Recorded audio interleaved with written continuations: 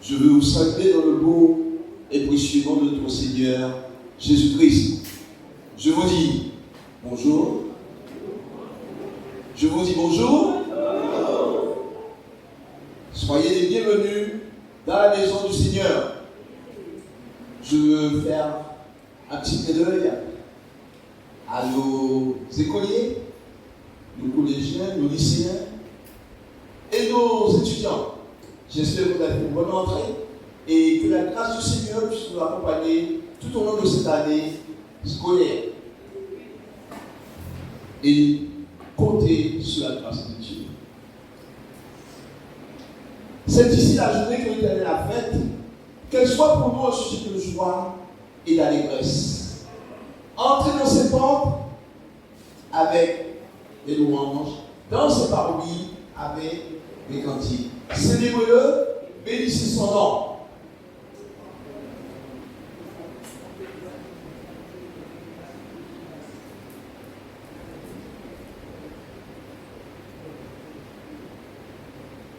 Il n'est pas ici. La pierre a été roulée. Il est ressuscité. Et il vit. Et il vit au céleste. Ce matin, nous célébrons, nous adorons un Dieu vrai, un Dieu vivant. Et nous nous appuyons sur sa promesse. Je m'en vais, mais je reviendrai. Et le souhait de notre Dieu, c'est que tout homme soit sauvé. Je m'en vais et je reviendrai. J'ai dévoué par une place. Et rassurez-vous, quand il reviendra, il partira avec nous, ce sera la félicité, ce sera la joie. Les choses seront réglées comme sur le papier à musique. Il n'y aura pas de fausse note. Tout sera agréable, tout sera réel, tout bien tranquille. Eh bien, ravi des autres, accueillir le motif. Et puis avant de parler plus loin, nous mettons des moments là, ça, en mer entier. Et vous maintenant, en cas dans cette année, c'est consistant. Une soutien dans cette année, c'est consistant. Et nous disons, et puis il y a un moment.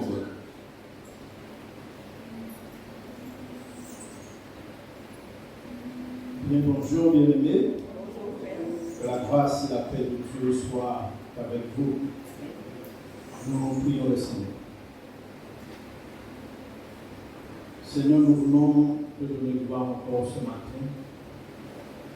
Nous voulons te célébrer, nous voulons vraiment élever ton nom. Et Jésus a dit, sans moi, vous ne pouvez rien faire. C'est pour cela, en cet instant, je vais invoquer ton nom sur ce lieu, afin que tu puisses prendre autorité dans ce lieu, Seigneur. Que tu puisses vraiment, de ta grâce, dans ta bonté, dans ta fidélité, nous y conduire devant ta face. Fais grâce à celui qui va conduire la louange, fais grâce aux musiciens, aux chants. Fais grâce aussi à celui qui portera ta parole. Merci pour cet instant, car c'est un instant mémorable. Nous allons aussi prendre la scène, alors nous te bénissons pour ta mort, mais aussi ta résurrection. Car tu as dit que tu reviendras. Et c'est là notre espérance. Nous ne servons pas un Dieu qui est mort, mais un Dieu qui est vivant, dans la personne de Jésus-Christ. Puisses-tu, Seigneur, nous pardonner. Là, nous avons bronché contre toi. Là, nous avons désolé. Là, nous avons fait, Seigneur, selon nous-mêmes. Nous nous sommes détournés de toi. Alors, pardonne-nous, Seigneur. Lave-nous, purifie. Que vraiment cet instant soit sous ton autorité et pour ta gloire, car tu as dit, tu ne donneras pas ta gloire à l'autre. Alors pour ta gloire, célèbre ton nom encore ce matin. Tu es grand et redoutable, tu es merveilleux. C'est pour cela que nous voulons célébrer ton nom. Ta parole, tu dis, c'est dans ta maison que tu envoies ta bénédiction. Alors, gloire, honneur, louange à toi dans le nom de Jésus. Amen. Merci mon frère. Nous le chantons tout premier chant ce matin. Célébrer Jésus, célébrer le ressuscité.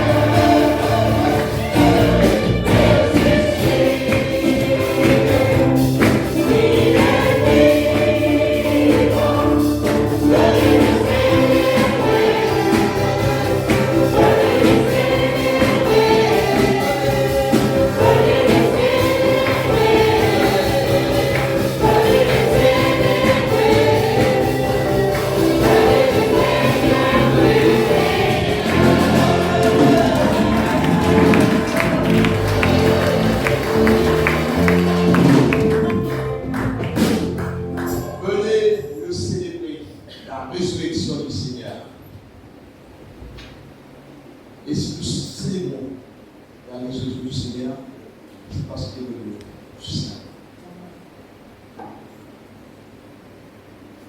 il a tout quitté, tout abandonné. Il a pris notre place à Golgotha.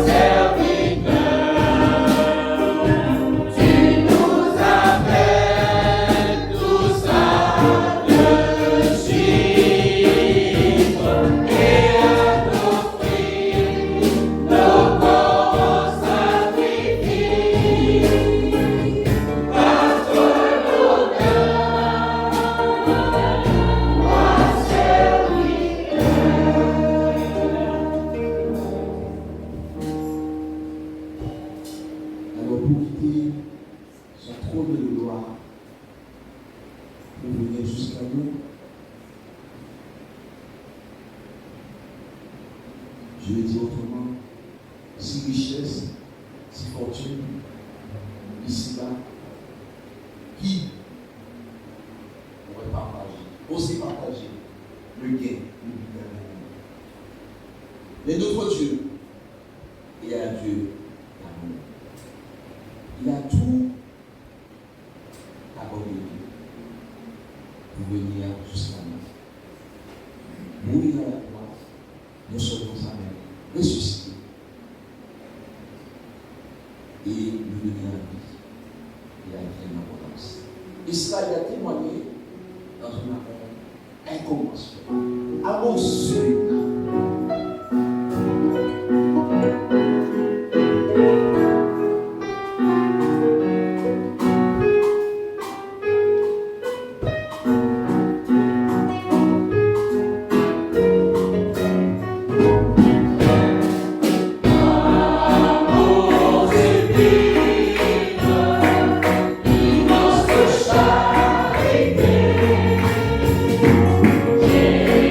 Jésus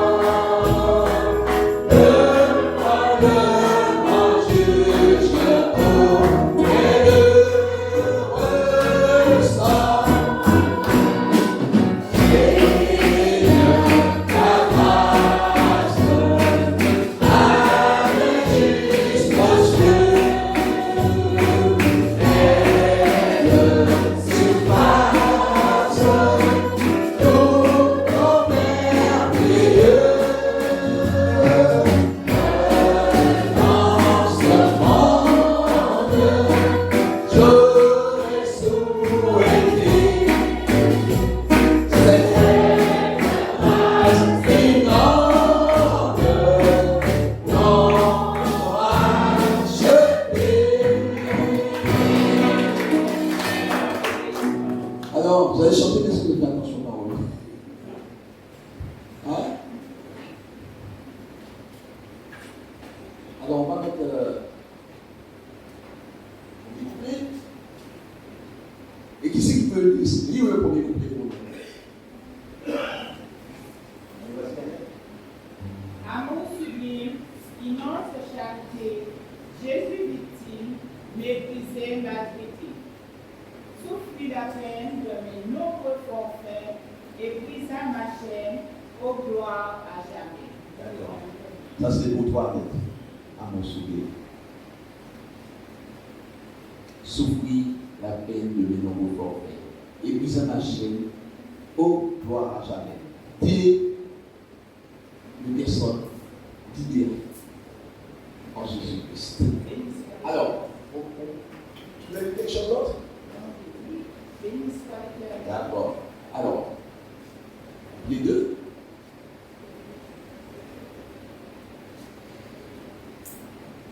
Quand je chancelle, qui c'est qui peut?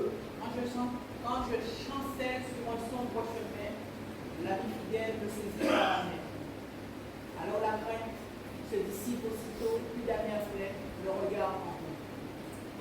D'accord. As-tu expérimenté ça?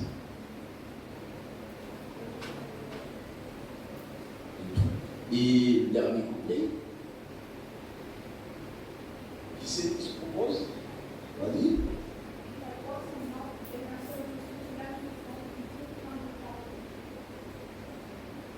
Continue.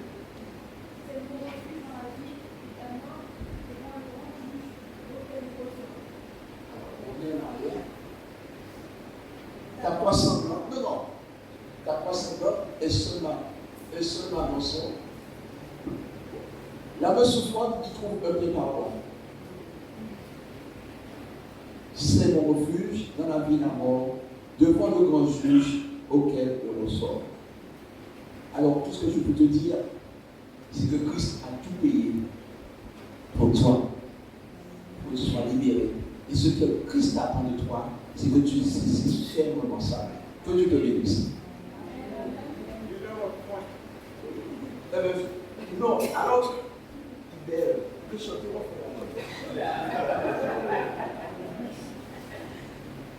alors, je te remercie.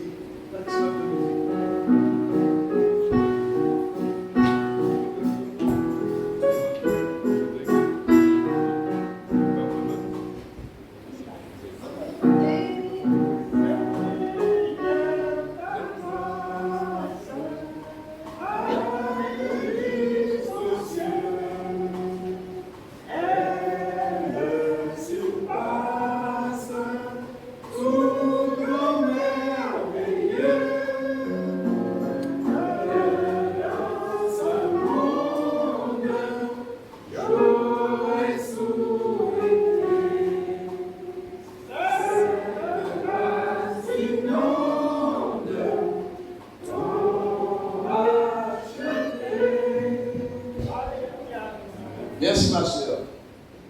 À qui demander? Tout le monde disait, la famille Fifi, le de la famille Fifi, c'est bien le soutien. C'est bien le soutien. Je ne vais pas soutenir le père, je ne vais pas soutenir la vie, parce que la petite c'est qu'à chanter. Et finalement, ouais, des Fifi qui a chanté. Alors, puisque les Fifi qui a chanté, devez-moi nous chanter aujourd'hui. Alors, quand tu es Dieu, au travers de la chant là, ça, qui s'en tient? Après, c'est ah oui, vous tout le monde. Bonjour à tous, soyez bénis. Bon, globalement, son synthèse à ça, tout a ressenti dans ça. C'est présence, temps de présence à Dieu, permanente, soutien sans faille et prière, à la chanson manuelle prière aussi, c'est que c'est le centre qui souhaitait, qui est arrêté à temps. et que moi-même, je suis fidèle aussi à ça. Je te note bien. Pardon, je suis désolé. Merci, Jean-Luc. Merci pour le soutien du Fils. Il y a beaucoup de publicité dans cette famille, c'est bien. D'accord. Je vais profiter de ce laps de temps pour dire bonjour aux personnes qui nous disent ce matin. Soyez les bienvenus dans la maison du Seigneur et continuez à vous sentir à l'aise. Alors, il y a quelque chose de magnifique et de formidable chez nous, ici à Saint-Paul. Quand quelqu'un vient dans notre assemblée, nous ne sommes pas cette personne de l'anonymat. Nous efforçons à faire plus de reconnaissance avec cette personne.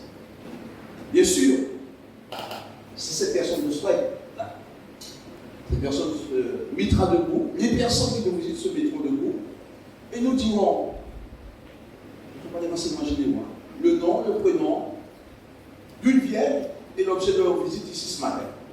Ah, est-ce qu'il y a des personnes qui peuvent faire ça ce matin? Voilà. Oh, j'ai bien tapé. Bonjour à tout le monde, je suis Patricia Ahmed de Ribeau, et comme je suis avec vous, je suis à Dramatin. Je suis à Piscine. Eh bien, sois la bienvenue. Je constate que tu es dans la maison du Seigneur, tu es chez toi et tu es en famille. C'est formidable. Que Dieu te bénisse. Bonjour, je m'appelle Manuel, je viens de Métropole et je suis ici pour partager avec vous et mon cousin ce moment dans la maison du Seigneur.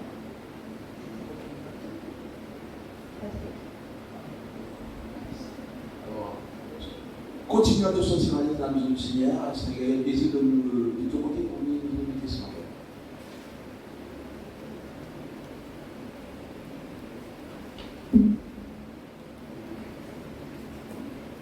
Bonjour à tous, je suis Abel Zama, je viens de l'Afrique, précisément au Côte d'Ivoire, et je suis à Saint-Anne pour une période de 3 mois.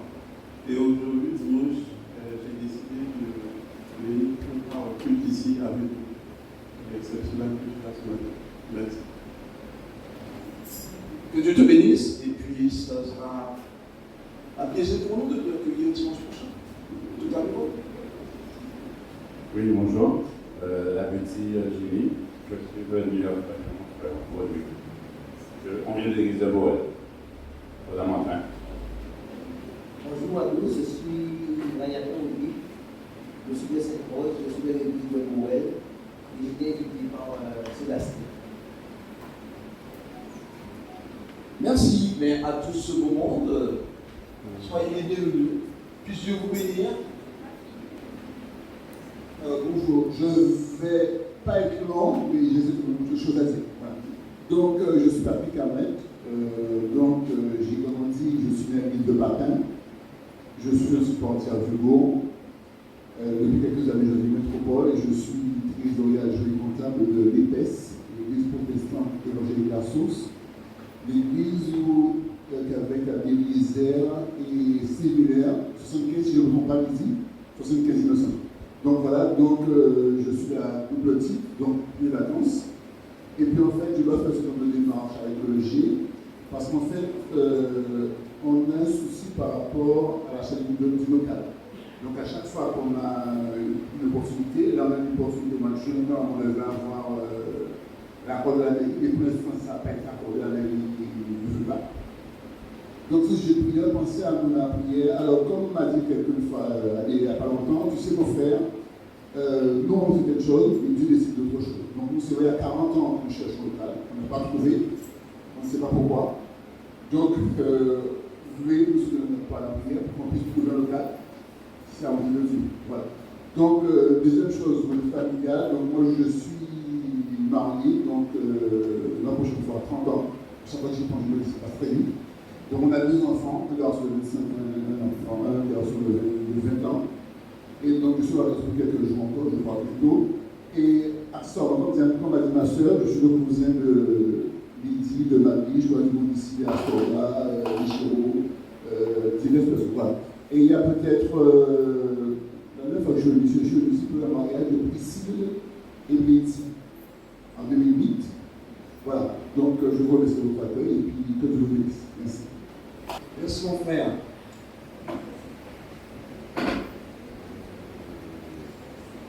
Dina, bonjour. Content de te revoir. Alors je pense que tu as quelques mots à nous dire. Bonjour bien-aimés, je suis Léna Panier, puis celles et ceux qui ne me connaissent pas, surtout les invités, mais en fait, je suis à mon église. Alors j'ai été absente très longtemps, depuis le 29 mai. Je ne saurais vous dire pourquoi, parce que j'ai eu des tas de soucis de santé, mais dans toute cette période, j'ai fait confiance à Dieu et Dieu m'a relevé. Jusqu'à la semaine dernière, je devais reprendre le travail. Je n'étais pas sûre de reprendre le travail. Mais Dieu a mis sa main et il m'a dit, tu vas reprendre ton travail. Et non seulement tu vas reprendre ton travail, mais tu vas retourner à l'église. Donc, je remercie Dieu pour ça. Et je remercie particulièrement les frères et sœurs qui ont prié pour moi, l'église entière. Je remercie aussi ceux et celles qui ont pensé à moi dans la prière, par un petit message, par un petit coucou. Vraiment, vous m'avez manqué. Je suis content d'être revenu. Merci Seigneur. Je loue Dieu pour cela.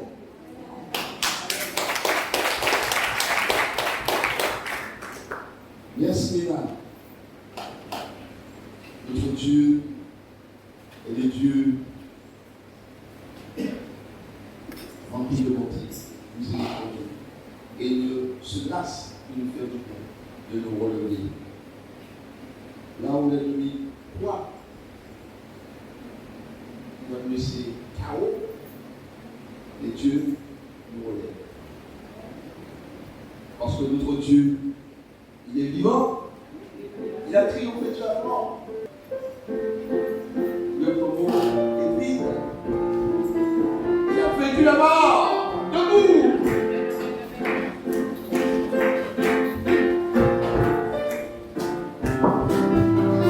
Alors la chose de Dieu, comme je dirais.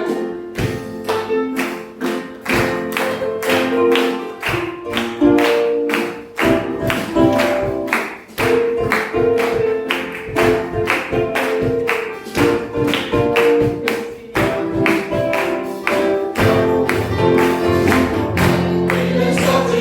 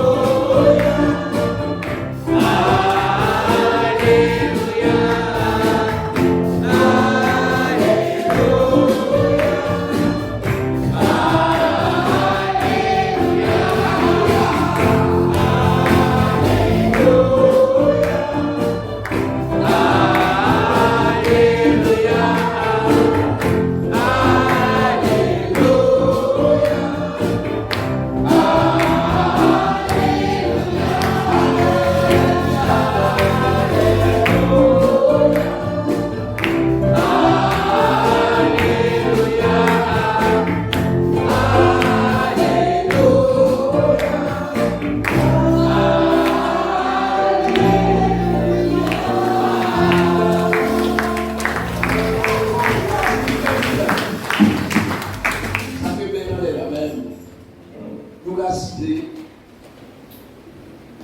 Il veut inviter Pasteur André. Je vous salue, frères et sœurs, dans le nom de Jésus. Je dis bonjour à ceux qui nous visitent, soyez les bienvenus, ou les revenants. Quand je parle de ça, je parle de ceux qui étaient en vacances et qui nous sont revenus. Il y en a encore ceux qui ne sont pas encore revenus, comme ceux qui ont été emmenés leurs enfants pour leur année universitaire. D'accord? Moi-même, je serai tout seul ce matin, mon épouse en est la nôtre aussi parce que sa rentrée c'est demain. Donc, aujourd'hui, nous sommes entre nous et nous bénissons le Seigneur pour cette occasion qu'il nous donne de pouvoir être là pour pouvoir le louer, l'adorer et lui donner toute la gloire qui lui est due, n'est-ce pas? Il le mérite bien. Merci pour votre présence, mon frère Amelé, merci aussi pour ta présence. Nous allons nous rencontrer bientôt au sein du conseil d'administration, parce que n'oubliez pas que l'équipe de l'EPES, c'est le petit enfant de l'EG. En métropole, l'église de l'EPES, c'est le petit enfant. Il était à Chousoumar, n'est-ce pas? Et vous cherchez le quoi? En location. En location. Eh bien, prions pour cela. C'est vrai qu'en métropole, c'est très difficile, surtout dans la région parisienne, de trouver un local. Très, très difficile. Mais en tout cas, Dieu est fidèle et il a déjà prévu tout à l'avance. Donc, c'est à nous de suivre le chemin par lequel il veut nous faire passer. Je vous inviterai à ouvrir votre Bible et nous allons faire lecture pendant que ceux qui sont disposés pour la distribution des éléments s'avancent. Je vous inviterai à lire avec moi Matthieu chapitre 26, à partir du verset 26. Matthieu chapitre 26, à partir du verset 26. Et j'inviterai ceux qui sont préposés pour la distribution des éléments s'avancent. Matthieu chapitre 26, à partir du verset 26.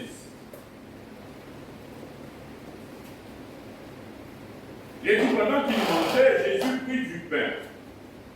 Et après avoir rendu grâce, il le rompit et le donna aux disciples en disant: prenez et mangez. Ceci est mon corps. Il prit ensuite une coupe et après avoir rendu grâce, il la leur donna en disant: buvez-en tous, car ceci est mon sang, le sang de l'alliance, qui est répandu pour beaucoup, pour le pardon des péchés. Je vous le dis, je ne boirai plus désormais de ce fruit de la vie, jusqu'au jour où j'en boirai de nouveau avec vous dans le royaume de mon Père. Ce même texte, eh bien, elle est non seulement évoquée pour les Juifs, mais elle est aussi évoquée pour les Grecs, autrement dit pour les païens de ce temps-là. Et nous voyons qu'en 1 Corinthiens chapitre 11, elle était aussi évoquée pour l'Église. Autrement dit, quelle que soit l'ethnie, quelle que soit l'origine, quel que soit le lieu de naissance d'où nous venons, si nous sommes enfants de Dieu, cela nous concerne. Pendant qu'il mangeait, Jésus prit du pain. Je ne sais pas si vous êtes étonnés, mais nous voyons que bien souvent, eh bien, une institution est établie à la suite d'un repas. Nous le faisons aussi dans les repas de famille, n'est-ce pas? Et quand il y a des repas de famille, c'est le moment où on profite pour régler certaines petites choses, parce que lorsque la famille est dispersée, on n'a pas tellement cette occasion. Mais dans ce contexte-là, Jésus réunit ses disciples et trois choses se mettent en évidence: le passé, le présent et le futur. Le temps de la Pâque, c'était aussi pour rappeler premièrement la sortie de l'Égypte. Mais lorsque Jésus établit cette alliance avec ses disciples, dans le temps présent où ils se trouvaient, eh bien aussi, c'était aussi pour marquer une transition entre une réalité passée et une autre avenir. C'est cet avenir dans lequel nous nous trouvons aujourd'hui. L'alliance avec Dieu. Et la scène a pour objectif de nous rappeler cette alliance. Le fait que chacun de nous sommes liés par un engagement avec Dieu. Il ne faut pas nous le rappeler. Nous devons nous le rappeler, nous ne devons pas l'oublier. En prenant la scène, c'est ça que nous commémorons. Le fait que je me suis suis engagé. J'ai pris un engagement avec le Seigneur. Premier engagement, je me suis identifié dans sa mort et dans sa résurrection. Mais deuxième engagement, je me suis aussi engagé à le suivre et à témoigner de sa grâce envers nous. Est-ce que c'est bien ça, professeur? Est-ce qu'on prend la scène, c'est à ce que nous pensons? Ce n'est pas une tradition, ce n'est pas une habitude, c'est un rappel que nous faisons à nos mémoires de l'engagement que nous avons pris avec le Seigneur. Je vous invite à vous inviter. Nous te sommes reconnaissants, Seigneur. Et Dieu te disons merci. L'apôtre Paul le dira en 1 Corinthiens chapitre 11. Chaque fois que nous commémorons, que nous nous rappelons, que nous participons à la scène, c'est pour nous rappeler. C'est pour nous rappeler, bien sûr, la mort et la résurrection de Christ. Mais c'est surtout aussi pour nous rappeler le fait que nous sommes liés par alliance, par un engagement. Un engagement qui comprend deux personnes, Christ et moi. Merci parce que tu nous rappelles que Christ a été fidèle dans ses engagements. De nous, par ce rappel, de nous rappeler, Seigneur, que notre engagement aussi doit être tenu. Merci parce que tu es celui qui est avec nous, celui qui nous conduit, celui qui prend soin de nous, celui qui nous instruit, qui nous corrige, celui, Seigneur, qui, par son engagement envers nous, témoigne chaque jour de sa fidélité. Nous te sommes reconnaissants.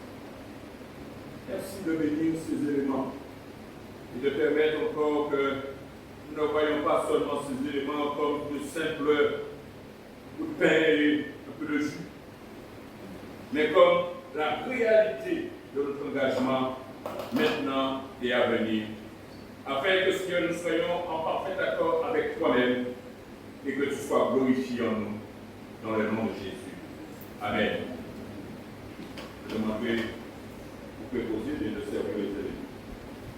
Je vous invite en ce temps à suivre les musiciens qui vont nous accompagner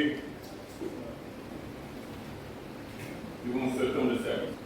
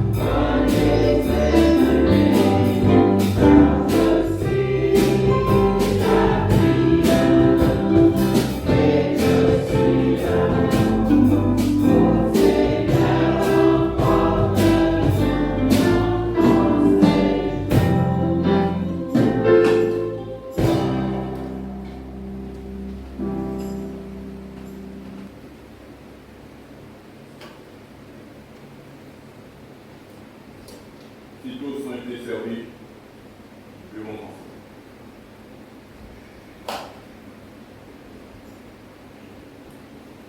Seigneur, nous voulons te dire merci. Tu as souffert, et tu as dit, Père, non pas ma volonté, mais ta volonté.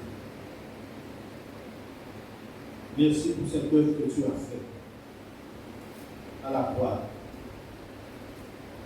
Merci pour ton corps qui a été sacrifié à la croix. Merci pour ton sang. Merci pour cette victoire que tu as eue sur toute la domination des ténèbres. Ton nom est grand, ton nom est redoutable, ton nom est puissant. Ta parole déclare que tout genou fléchira devant toi. Ta parole déclare que tu reviendras en gloire et les yeux seront fixés sur toi. Béni sois-tu, car nous servons un Dieu vivant. Béni sois-tu parce que, en prenant la scène, nous rappelons cet engagement avec toi. Et ta parole déclare que nous sommes véritables en ton Fils Jésus-Christ. C'est lui le véritable et le Dieu éternel. Merci, merci Seigneur. Nous n'avons pas de mots pour te remercier pour l'œuvre que tu as fait. Toute gloire, tout honneur est à toi. Car la parole déclare que le jour viendra aussi où ce sera le noce de l'agneau. Tu vas nous accueillir à ta table.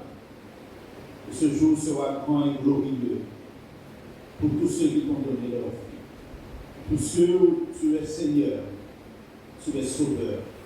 Toute gloire, tout honneur à toi, dans le nom de Jésus. Amen.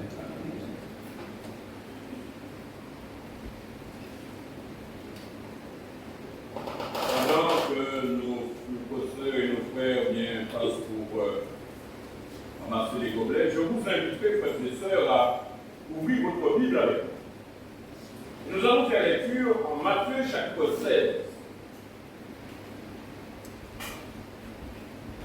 L'évangile de Matthieu chapitre 16. Nous ferons lecture à partir du verset 13 jusqu'au verset 20.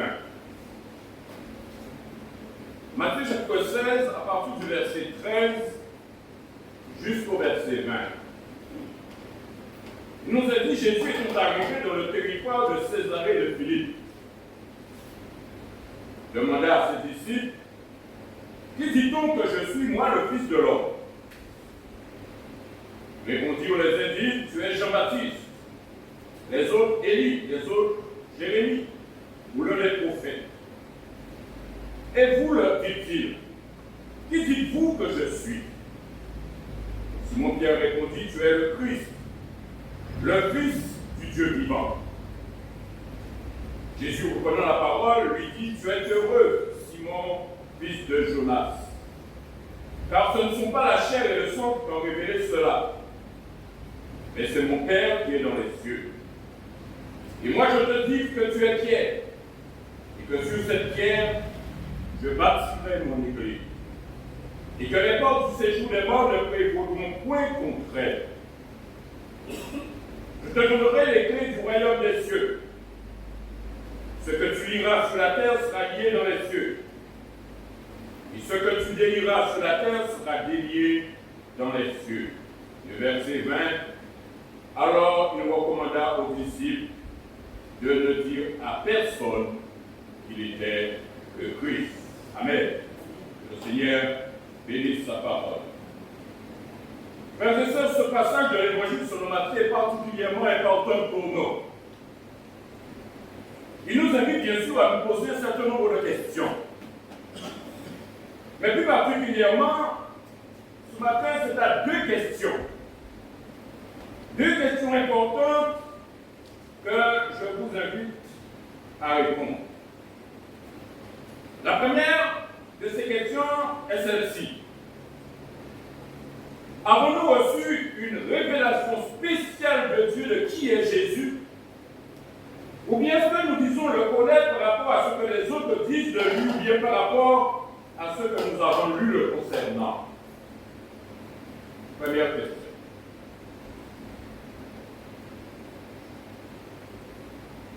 Avons-nous reçu une révélation spéciale de Dieu de qui est Jésus? Ou bien est-ce que nous disons le connaître par rapport à ce que les autres disent de lui? Ou bien tout simplement par rapport à ce que nous avons lu le concernant? Deuxième question. Si nous considérons que nous sommes passés par la nouvelle naissance, que nous avons reçu un nom nouveau, en lien bien sûr avec les dispositions de notre cœur, quelle est la mission qui l'accompagne? Deux questions qui vont nous faire penser ce matin. Il nous est dit que Jésus étant arrivé dans le territoire de Césarée de Philippe, il demandait à ses disciples, qui dit-on que je suis, moi, le Fils de l'homme, etc. L'histoire nous rapporte que Césarée de Philippe était une ville qui avait été bâtie, bien sûr, dans le nord de la Palestine par Philippe, le tétrarque. Et il avait appelé cette ville Césarée en l'honneur de César et Philippe en son propre honneur.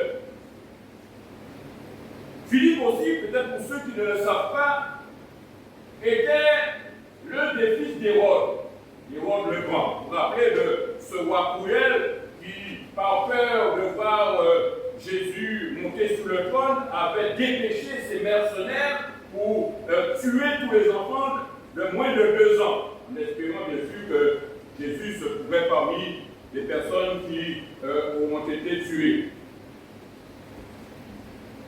La région même de Césarée de Philippe était connue aussi pour son temple, construit en l'honneur de César, où il célébrait bien sûr le culte impérial.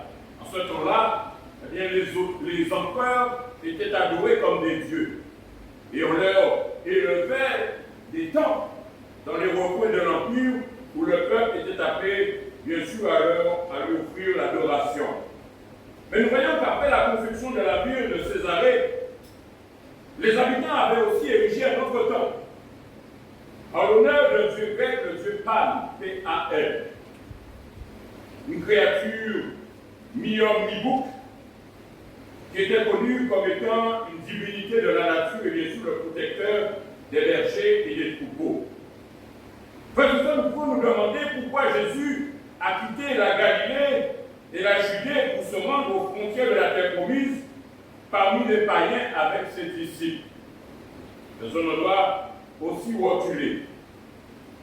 Déjà, il y a une remarque, c'est que ce n'était pas la première fois que Jésus se retirait avec ses disciples dans des endroits reculés. Dans notre texte, il y avait une question cruciale à leur poser.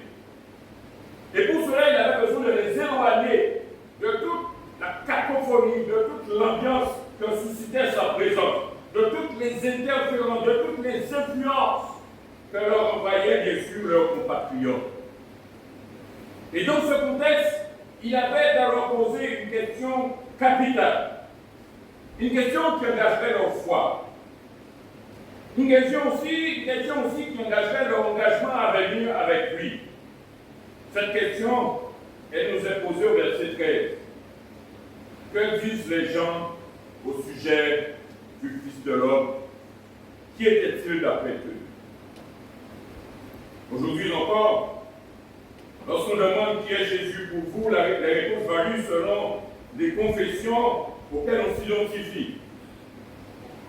Ou selon encore, comme je l'ai dit tout à l'heure là, ce que nous avons entendu ou lu le concernant. Beaucoup s'arrêtent sur ce qu'on entend, ou ce qu'on a lu. Mais est-ce que c'est suffisant pour connaître qui est Jésus personnellement? Nous voyons ici que, et j'aimerais que nous puissions remarquer que lorsque Jésus leur pose cette question, il choisit bien ses mots. Il ne leur demande pas ce que les gens disent du Messie ou de Jésus en tant que Fils de Dieu. Des titres qui prêtaient bien souvent à confusion. Mais il demande ce que les gens disent du Fils de l'homme. Et Et en choisissant l'expression fils de l'homme, Jésus se réfère d'ailleurs au livre de Daniel, chapitre 7 et le verset 13, où il nous est révélé que le prophète est troublé par la vision d'une personne qui venait sur les nuées, mais qui avait une apparence humaine. Et bien sûr, Jésus, en posant cette question, eh bien, avait cette double nature dans son esprit. Mais nous voyons que lorsque les disciples répondent à cette question, quelque part, ils ne se basent que sur une moitié de réponse. Ils ne se basent que sur la réalité humaine de Jésus. Ils ne connaissaient Jésus que d'une seule facette, qu'à moitié. Et nous voyons que dans leur réponse au verset 14, ils vont dire, les uns disent tu es Jean-Baptiste, les autres Élie, les autres Jérémie ou l'un des prophètes. Mais est-ce que c'était cette question que Jésus, cette réponse que Jésus attendait de leur part? Lorsqu'on pose cette question à la multitude, qui est Jésus pour toi? Eh bien, on entend toutes sortes de réponses. Mais on n'entend bien souvent pas la réponse que Jésus attend qu'on lui donne.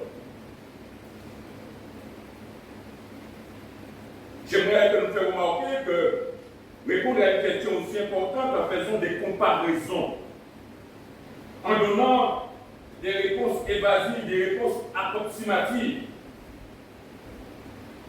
pour nous chrétiens, ce n'est pas quelque chose d'acceptable.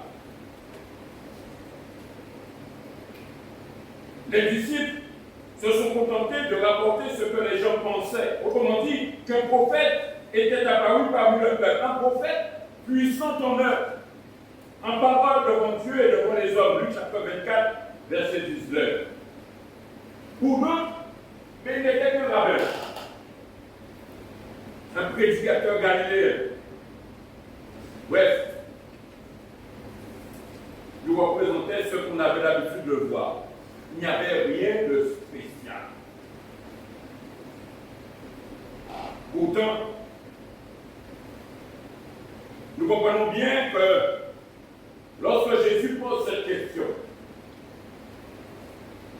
il pose cette question bien sûr à la multitude, mais même quand il pose aussi cette question à chacun de nous individuellement. Que disent les gens? Mais dans les gens, il y a moi. Il y a moi, il y a ma réponse. Il y a cette réponse que Jésus attend de ma part.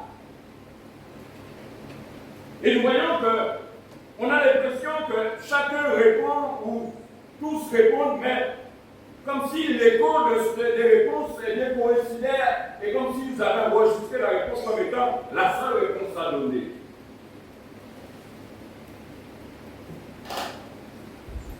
Il se rappelait bien sûr aussi, lorsqu'il parle qu'il n'est que prophète,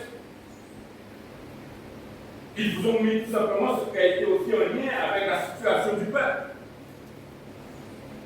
Le peuple était dans une situation spirituelle déplorable, dans une situation sociale déplorable. Et on se rappelle que dans l'Ancien Testament, les prophètes apparaissaient, bien sûr, lorsque la situation spirituelle et sociale même du peuple était plus bas que terre. Donc Jésus n'était qu'un prophète.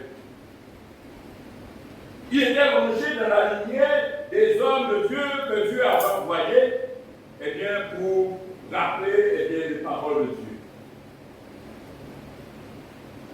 Il s'était enfermé dans une vision globale du Christ.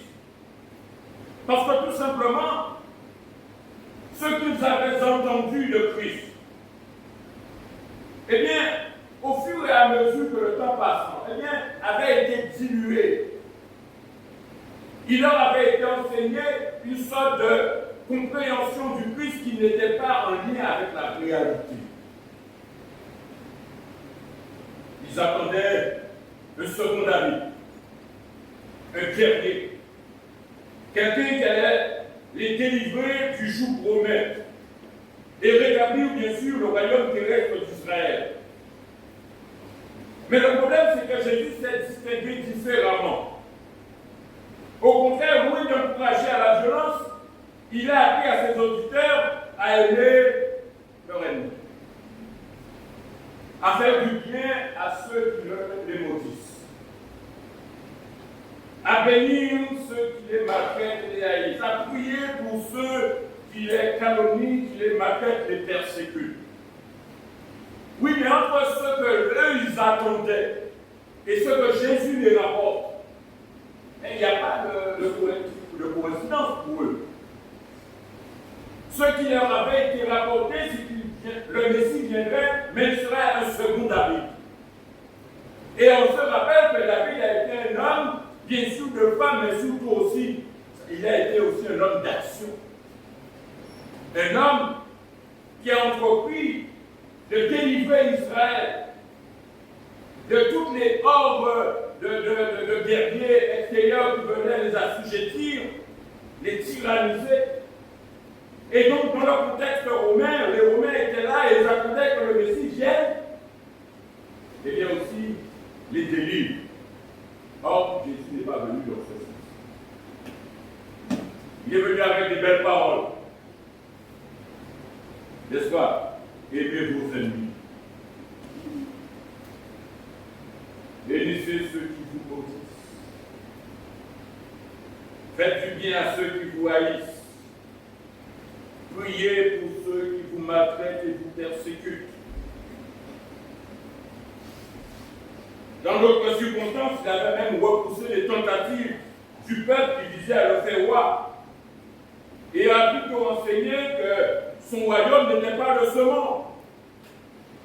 Donc, autrement dit, il était vraiment pour le peuple. Et on comprend que le travail qui aurait dû être fait par les religieux de l'époque, eh bien, a fait en sorte que le peuple eux-mêmes était noyé dans l'incompréhension. Les réalités auxquelles ils étaient appelés à s'entretenir, bien, n'avaient rien à voir avec la perception qu'ils devaient avoir de Christ. Et on comprend bien que lorsqu'il vient, bien sûr, il a fait beaucoup de miracles. Il a opéré des guérisons. Il a fait un certain nombre de choses qui a époustouflé ses contemporains. Mais malgré tout, il restait dans la confusion. Il ne savait pas qui était Jésus. Il le comparait à ce qui était visible à leurs yeux, ce que l'histoire les en rapportait, qu'il n'était qu'un prophète, il était un Jean-Baptiste, il était un Jérémie, mais cela ne le définit pas pleinement, clairement, ne l'identifie pas clairement comme étant celui qu'ils attendaient. Je pourrais pouvoir dire encore ce matin que pour nous aujourd'hui, comprenons que la compréhension de qui est Jésus est le fondement même sur lequel l'Église est bâtie. Sans Jésus, il n'y aurait ni salut, ni grâce, ni pardon, ni guérison. Bref, je dirais tout simplement qu'il n'y aurait pas l'Église. Mais personnellement, nous avons besoin de savoir qui est Jésus pour nous, frères et sœurs. Qui est Jésus pour nous? Parce que comprendre qui est Jésus pour nous, c'est comprendre qui nous sommes nous-mêmes. Mais attends la main. C'est pas vrai ça? Si tu ne sais pas qui est Jésus pour toi, comment tu peux te définir par rapport à Christ? Comment tu peux t'identifier à Christ? Comment tu pourras prêcher Christ si tu ne sais pas qui il est?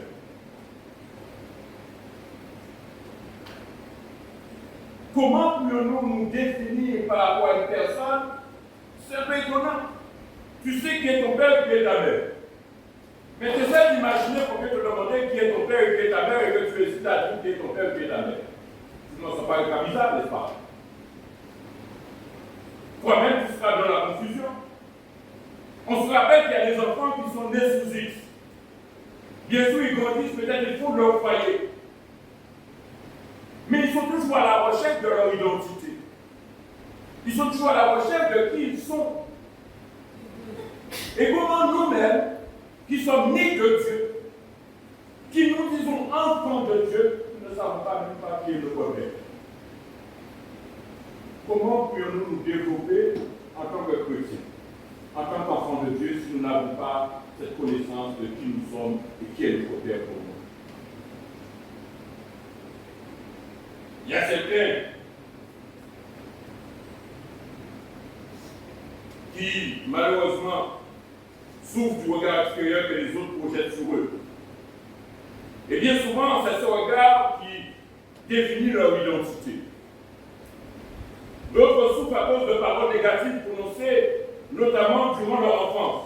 Des paroles qui les ont influencés, au point même de les amener pour certains à devenir ce que les autres disent qu'ils sont. Mais comprenons, frères et sœurs, que notre identité en Christ n'est définie ni par le regard des autres, ni par l'influence qu'ils pensent avoir sur notre vie. Notre identité est définie par celui qui nous a appelés par sa grâce. Notre identité est définie par notre connaissance de la personne qui nous a appelés, à savoir Jésus-Christ. Beaucoup de chrétiens sont instables. Ils courent ça et là. Ils cherchent, ils ne savent même pas quoi ils cherchent.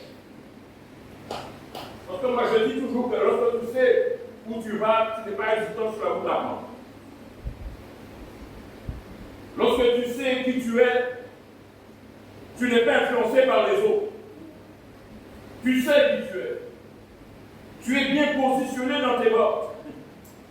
Et tu grandis parce que tu connais le fondement sur lequel tu as été bâti. Celui qui ne connaît pas Christ n'est pas fondé dans sa foi. Faire des comparaisons ou dire tout simplement ce que les autres disent d'une personne ou ce que j'ai entendu d'une personne ne me donne pas le connaître qui est cette personne. J'aime souvent dire que pour connaître Christ, il faut vivre une relation d'intimité avec lui jour après jour. Aucun mari dans la maison, aucune femme dans la maison ne connaît son mari qui va appeler.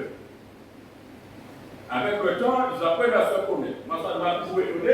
Je me rappelle que j'ai la même impression que mon grand-père et ma grand-mère étaient des télépathes. Ils ont vécu plus de 60 ans ensemble.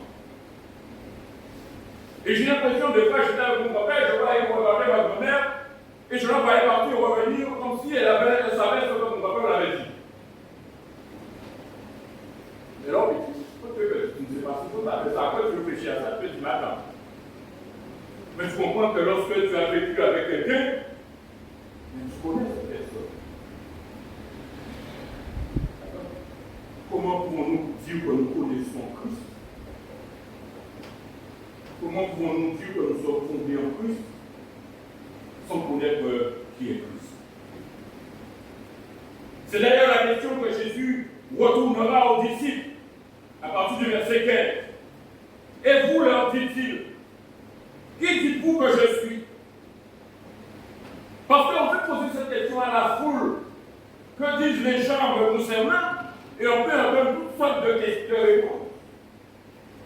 Mais lorsque Jésus se tourne vers ses disciples, autrement dit, ceux qui ont été avec lui depuis le début, qui ont marché avec lui, qui ont entendu son enseignement, qui ont vu ses miracles, qui ont été dans son intimité, qui ont mangé avec lui, bref, qui ont vécu avec lui.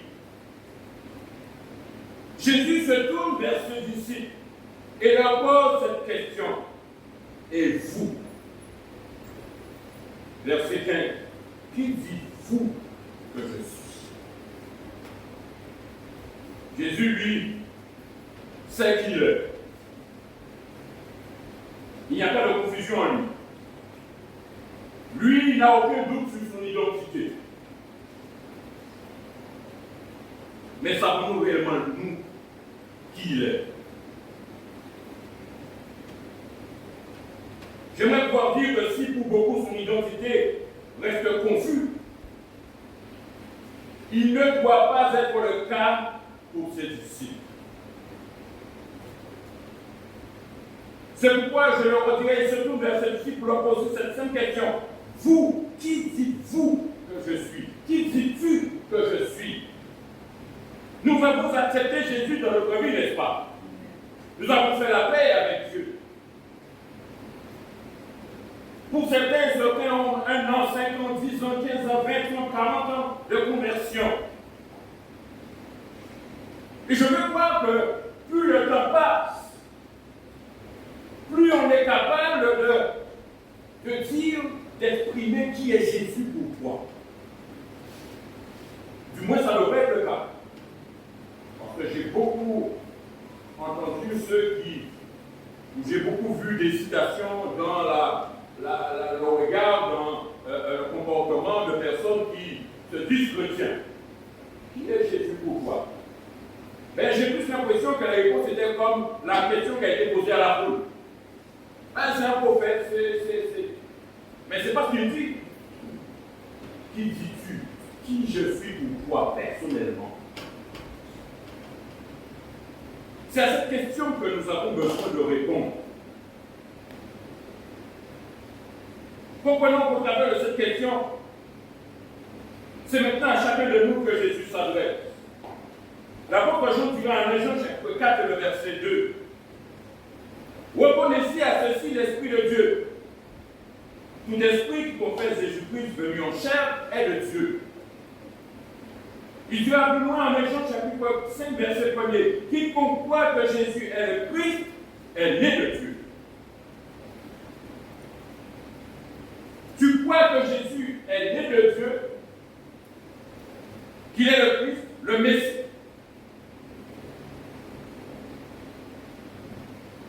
Tu es enfant de Dieu. Mais ce sur quoi je vais attirer notre attention, c'est le fait de confesser. Qu'est-ce qu'il veut nous dire par celui qui confesse? Tout esprit qui confesse. Il est important pour nous de comprendre que le fait de confesser ne va pas au fait, premièrement, et si vous avez compris, le fait de confesser ne va pas au fait, premièrement, de dire, de reconnaître et d'admettre exactement une chose conforme à la vérité. Autrement dit, tu as lu ta Bible, tu as compris, bien sûr, la partie de là, tu peux témoigner que voilà ce que la Bible dit. Est-ce que c'est suffisant? Non. Le fait de confesser renvoie à une deuxième étape. Elle renvoie ensuite au fait d'affirmer ouvertement et pleinement que ce message représente notre propre conviction et notre propre position. Tu as entendu, tu as lu. Maintenant, il faut qu'elle s'imprègne dans ton cœur, dans ton esprit. Il faut qu'elle soit, qu'elle impacte tout ton corps, tout ton être, tout ton esprit. Il faut que ce soit une conviction. Mais c'est pas plus, parce qu'il y a encore une troisième étape. Celui qui confesse, si tu as entendu, tu as reçu, il y a une troisième étape qui consiste à s'engager. C'est un processus. On ne peut pas confesser Christ et dire que je le connais seulement sur la base des informations que j'ai reçues. Ces trois étapes doivent être prises en compte. J'ai entendu, mais ça devient pour moi une conviction. Quelque chose sur lequel je m'appuie, qui fonde ma vie, qui fonde ma démarche. Mais si elle fonde ma vie et ma démarche, automatiquement, elle impliquera que je m'engage pour Christ. Ça nous amène à poser la question.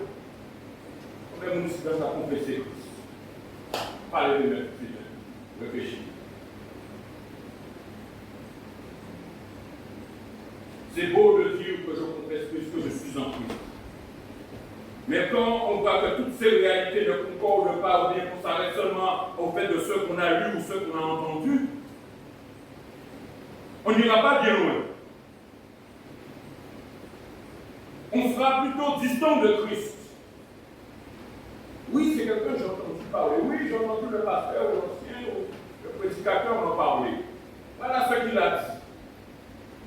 C'est bien.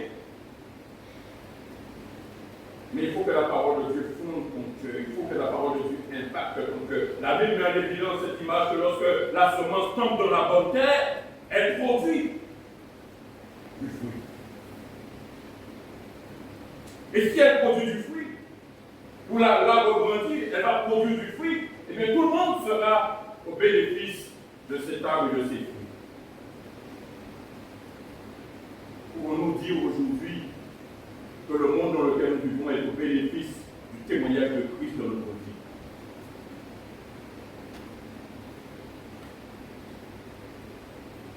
Il est important pour nous de comprendre cela, frères et sœurs. L'apôtre Pierre répondra. Et c'est là où c'est quelque chose d'extraordinaire, parce que c'est qu'il y a très peu de personnes qui sont capables de se tenir debout et dire comme Paul, Pierre, pardon, tu es le Christ, le Fils du Dieu vivant. Oui, il y a peut-être beaucoup de personnes qui vont le dire parce qu'ils l'ont lu, ou parce qu'ils ont entendu quelqu'un d'autre le dire. Mais lorsque Paul ou Pierre, pardon, a dit cela, regardons ce que Jésus a dit. Ce n'est pas la chair et le sang qui t'ont révélé cela. Autrement dit, ce qu'il veut dire, c'est que Pierre a reçu la connaissance de qui est Jésus par révélation de Dieu lui-même. A-t-il reçu une révélation de Dieu lui-même de qui est le Christ?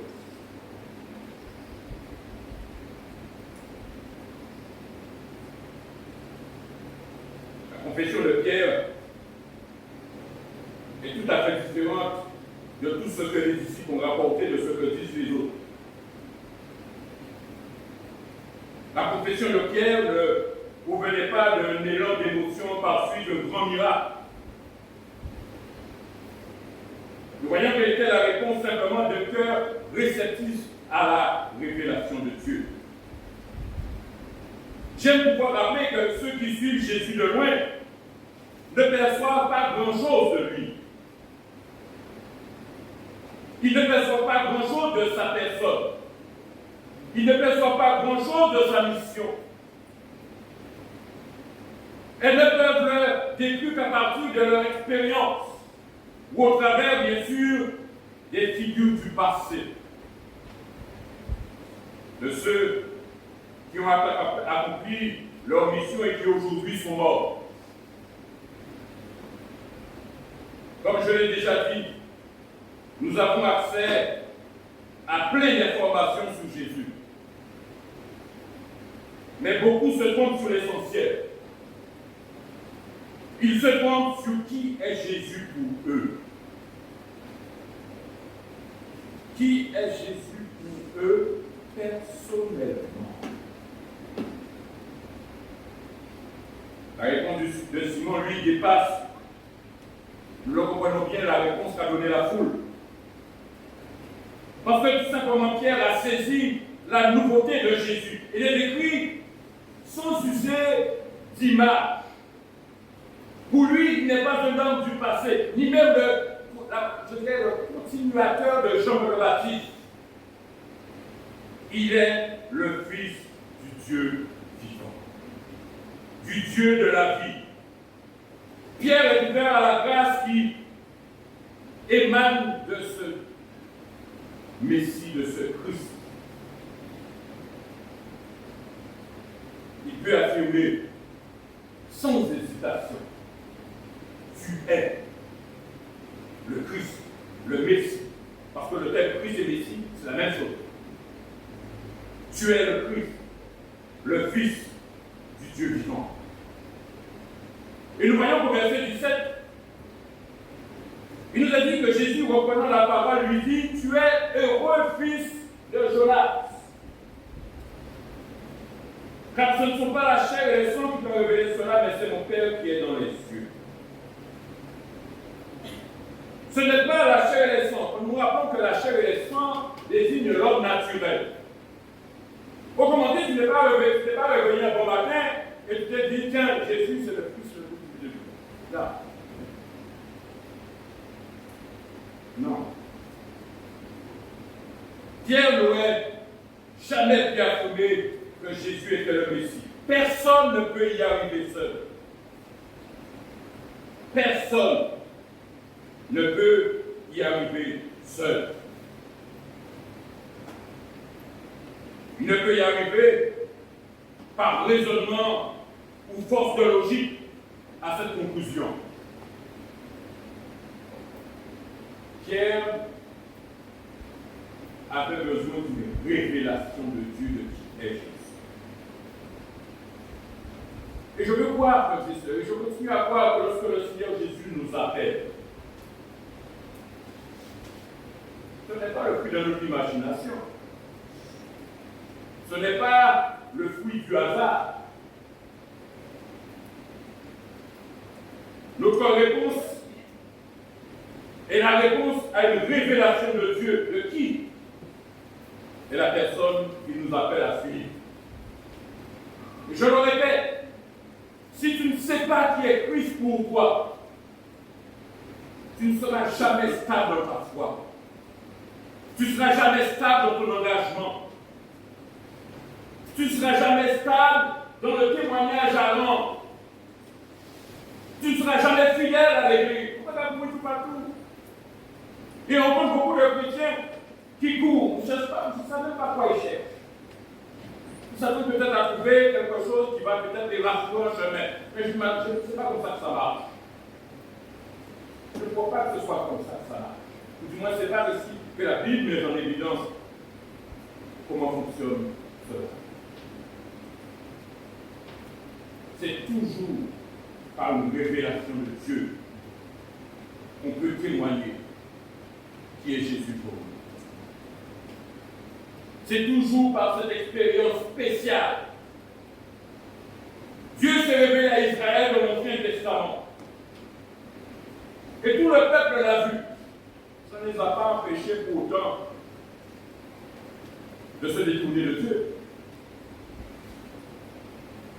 À l'Église, Dieu fait le choix de se révéler personnellement à toi.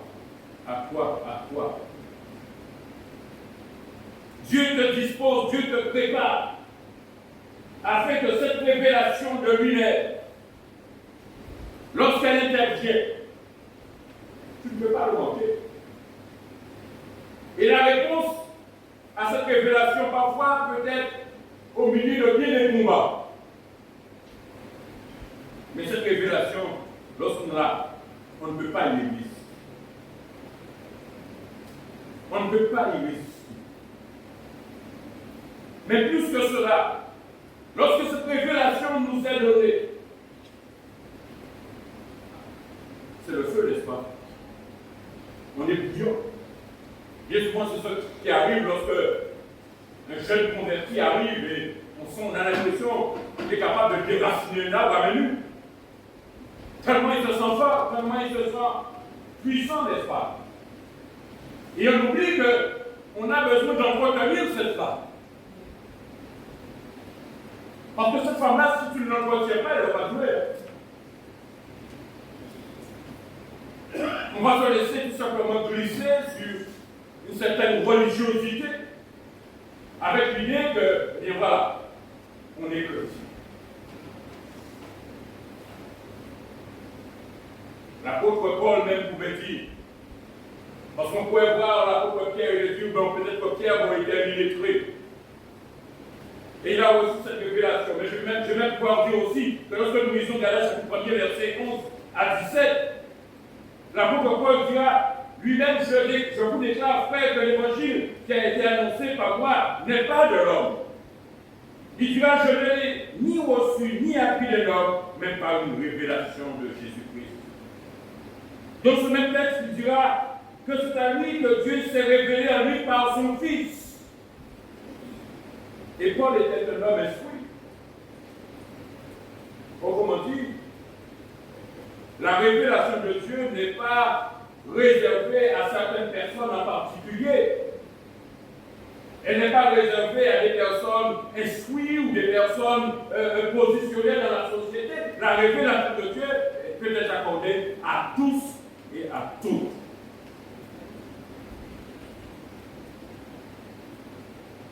La révélation de Dieu, de qui est Jésus, ne dépend pas de notre niveau d'instruction. J'aime pouvoir dire que sans une révélation de Dieu, Jésus ne pouvait pas nous être révélé. Même si nous avons reçu une éducation chrétienne et que nous savons que Jésus est mort sous la croix à Golgotha, sans une révélation de Dieu, nous ne pouvons pas exprimer une telle affirmation telle que Pierre l'a définie. D'ailleurs, le disciple demandera bien sûr, est-ce que c'est seulement à nous que cette révélation doit être faite? Jésus dira qu'il y a un temps pour chaque chose. C'est d'abord à vous, et nous rappelons toujours que c'est toujours un petit nombre que cette révélation est accordée.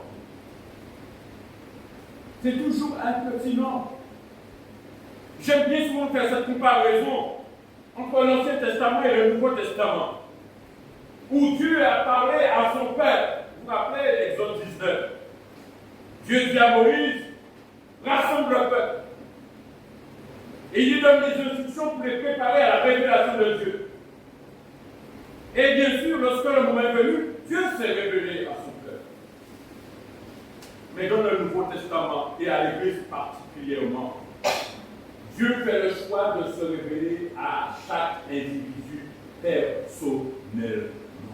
Frère, sœur, as-tu reçu la révélation de qui est Jésus pour toi?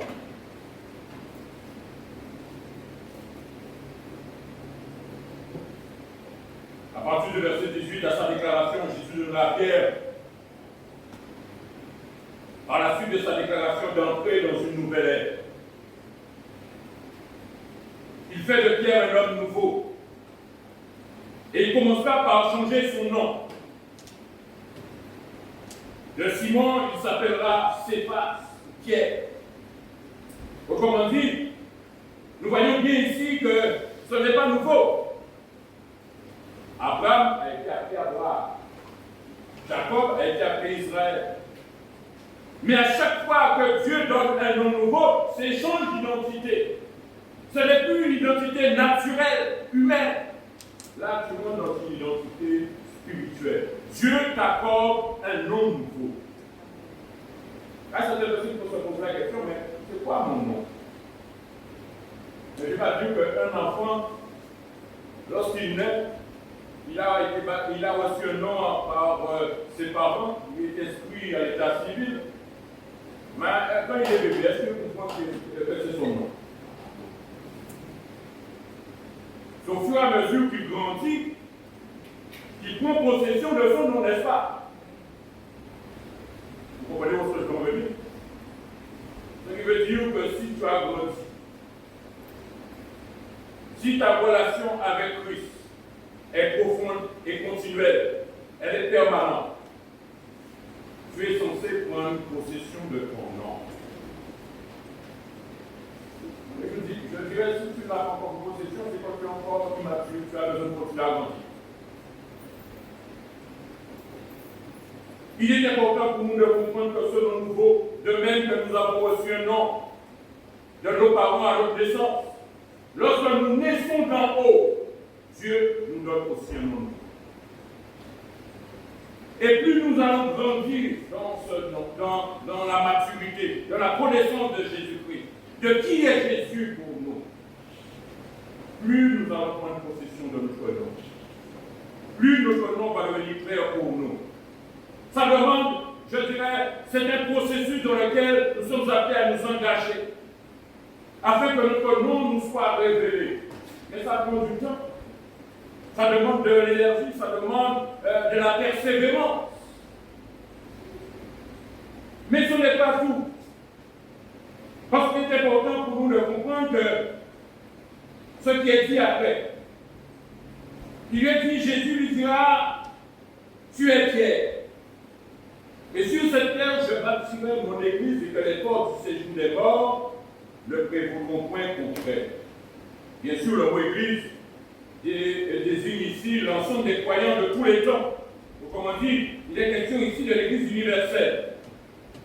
Mais ici, il désigne tout simplement les 12 comme étant le noyau, comme étant le point de départ de l'église. Et nous voyons ici que c'est à Pierre, en tant que représentant de l'église, bien sûr, nous voyons les papes, surtout pour parler Pierre, Paul, je ne sais pas qui, mais ça n'entre pas dans la compréhension du texte. Ça n'entre pas dans la compréhension du texte. Tout simplement, il nous fait comprendre ici que Pierre était tout simplement le représentant ou la base de ce que, eh bien, tout simplement, Dieu avait comme projet pour ceux qui viendront après lui. Tu es Pierre, et c'est que je bâtirai mon église et les portes du séjour des morts ne prévaudront point contre elle. Il dit ensuite, Matthieu verset 23, verset 13. Il faisait une comparaison avec les prêtres, dont qui possédaient, qui détenaient la parole de Dieu. Et Jésus les a reprochés justement de capturer la parole de Dieu pour eux-mêmes, de faire en sorte que cette parole, eh bien, ne puisse pas être communiquée, être les seuls représentants à détenir cette parole. Et donc, par le fait de tenir les clés pour permettre à ceux et à celles qui veulent aussi connaître Jésus, bien de le connaître, il fermait les portes du royaume de Dieu. Mais en donnant les clés à Pierre, c'est aussi à chacun de nous que le Seigneur aussi a donné possession de ces clés. Parce que comme Pierre, chacun de nous, si nous avons reçu la révélation de qui est Jésus, et avons confessé que tu es le Christ, le Fils du Dieu vivant, comme à Pierre, tu as reçu aussi les clés du royaume des cieux. Tu es ta même, Dieu t'a donné le pouvoir d'ouvrir les portes. Mais comment on va le faire? Par la prédication de l'Évangile, par le témoignage chrétien, par le fait de communiquer la parole de Dieu. Tu donnes accès au royaume de Dieu. Mais tu as aussi la capacité de le fermer. Et nous nous rappelons que Pierre, par exemple, en Actes chapitre 8, verset 20, avait fermé la porte du royaume de Dieu à certains. En Actes chapitre 8, verset 20 suivant, Pierre lui dit que ton argent périsse avec toi, puisque tu as cru que le don de Dieu s'acquiert à prix d'argent. Paul fait de même avec Élymas le magicien en Actes chapitre 13, verset 10. Homme plein de toute espèce de ruse, de fraude, fils du diable, ennemi de toute justice. Ne cesseras-tu point de pervertir les droits du Seigneur? Et à d'autres encore, Juifs d'Antioche, de Pisidie, ceux de Corinthe, à qui Paul aussi a fermé les portes du royaume, parce qu'il voyait ce don de Dieu comme le moyen de s'élever eux-mêmes au lieu de lever Christ dans leur vie. Il est important pour nous de comprendre cela, frères et sœurs. Oui, Dieu nous a appelés, et c'est par une révélation que chacun de nous avons reçu la connaissance de qui est Christ pour nous. Mais cela ne s'arrête pas là, parce qu'avec cette connaissance de qui est Christ pour nous, il est important que nous grandissions, que nous portions du fruit. Il est important pour nous de permettre qu'à travers Christ, Dieu soit glorifié. Il est important pour nous que ça nous engage dans une responsabilité quant à ce pouvoir que Dieu a donné à chacun de ceux et de celles qui ont reçu la révélation de qui est Jésus. Qu'est-ce que nous faisons avec tout cela? Qu'est-ce que nous faisons avec tout cela? Nous disons que nous avons tout pleinement en Jésus-Christ. Mais est-ce que nous savons exactement ce que nous avons? Oui, nous avons pleinement, mais qu'est-ce que nous avons exactement? Parce que comme si nous ne savons pas ce que nous avons exactement, qu'est-ce que nous allons faire? Nous allons y aller au petit bonheur la chance, à tâtons, en espérant que quelque chose va arriver? Non. Avec Dieu, tout est déjà planifié, tout est déjà établi, le chemin est déjà tracé. Et la révélation de qui est Jésus est le début de tout. Si tu n'as pas une révélation de qui est Jésus, tu ne vas pas grandir, tu ne vas pas mûrir, tu ne vas pas porter du fruit. Et Dieu ne va pas se glorifier en toi. Comprenons ça. Peut-être on se dit, mais cette question de Jésus pour les disciples, elle est facile. Mais en fait, ce n'est pas si facile que ça. Et je pense que c'est une question auquel chacun de nous avons besoin de répondre. Et ça va être une question que je vais vous laisser ce matin. Qui est Jésus réellement pour toi? Que le Seigneur bénisse. Je vous invite à vous tenir le point instant, nous allons.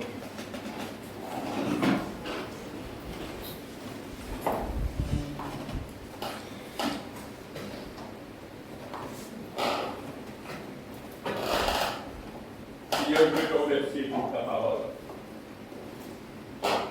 Merci pour ton cher Saint-Esprit, pour la manière dont il a su me conduire, nous conduire, continue notre réflexion ce matin.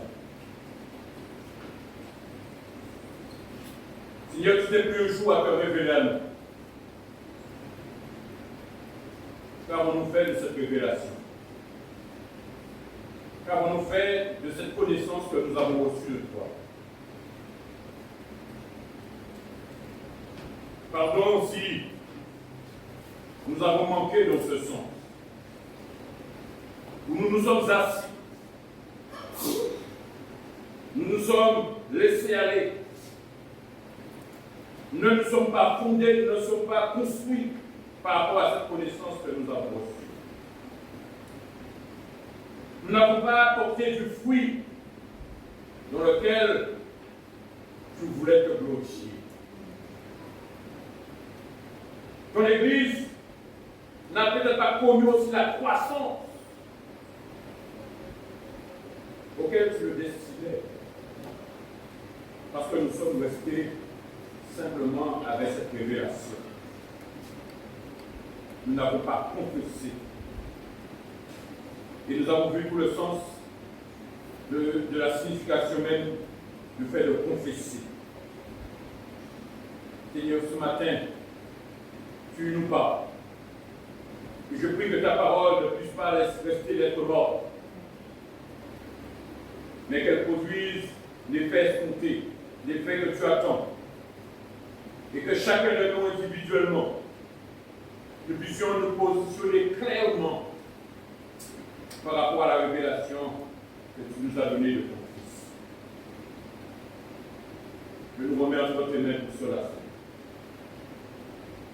Merci de continuer encore à faire en sorte que ta parole continue à susciter dans nos cœurs ce désir de te connaître, que ton Saint-Esprit, ce pédagogue, cet enseignant, ce conducteur puisse avoir la liberté d'exprimer, de nous conduire dans la fonction pour laquelle tu l'as destinée.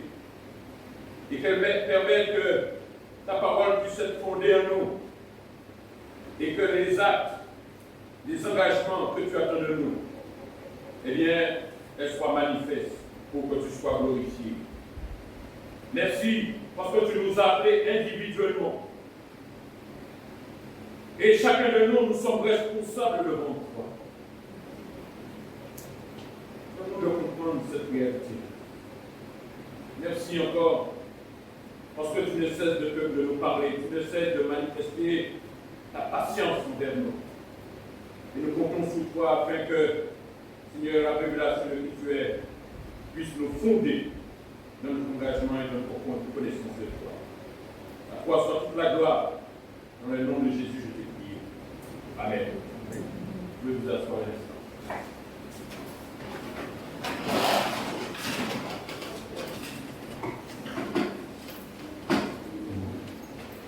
Donc, passer aux annonces et aux activités de l'Église.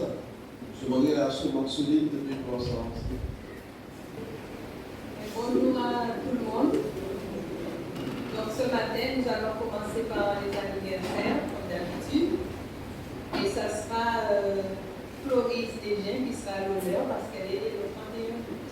Alors, je vous souhaite un bon anniversaire.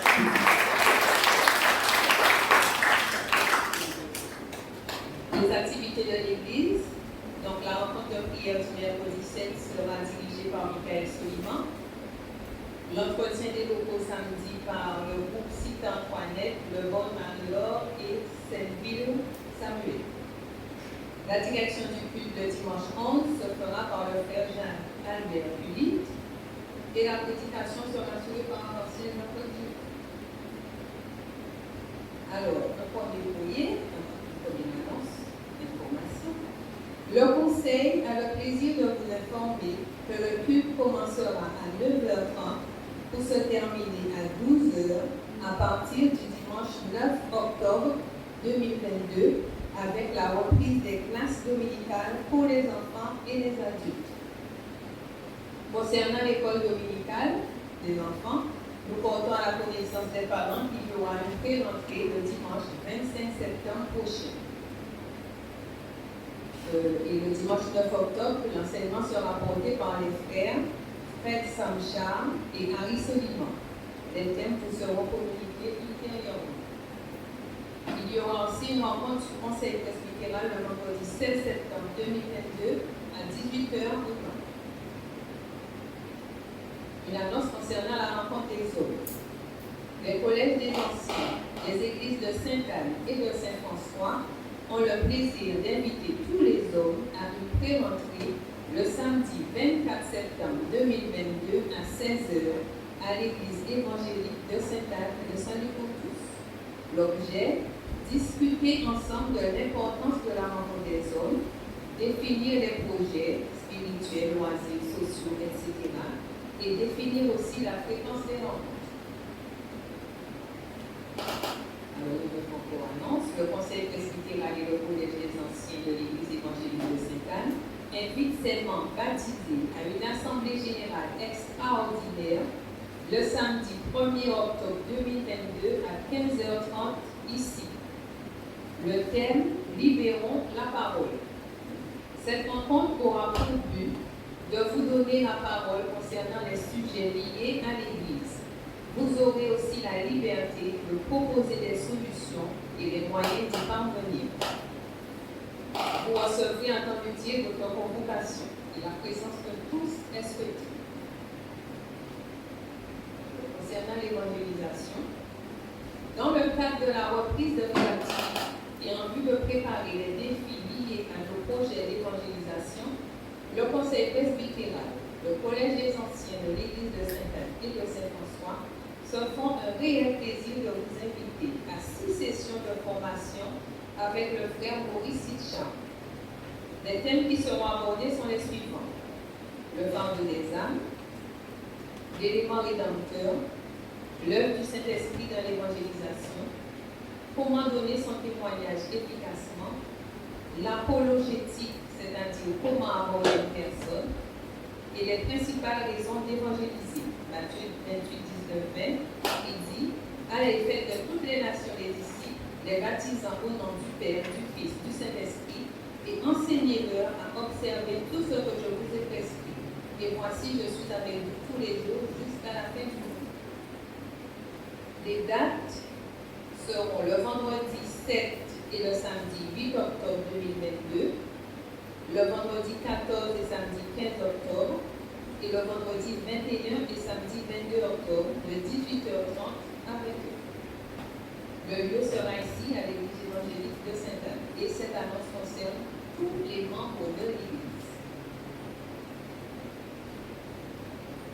Donc, concernant le conseil souhaite une bonne rentrée, une bonne année scolaire aux élèves lycéens, étudiants, sans oublier les enseignants et les encadrants. Pensez à eux dans la prière. En remerciement, la famille Coco-Péran, dans l'impossibilité de répondre aux nombreux témoignages de sympathie qu'ils ont reçus à l'occasion du décès de leur mère, grand-mère et belle-mère, vous prie de trouver ici l'expression de leur profonde reconnaissance et leur sincère remerciement. Et je vais vous quitter avec le verset du jour qui est en Proverbe 4:23. Garde ton cœur plus que toute autre chose, car de lui viennent les sources de la vie. Bon dimanche à tous. D'accord. Merci, notre sœur Mick, pour ces quelques informations et annonces concernant la vie d'église. Maintenant, nous mettons debout.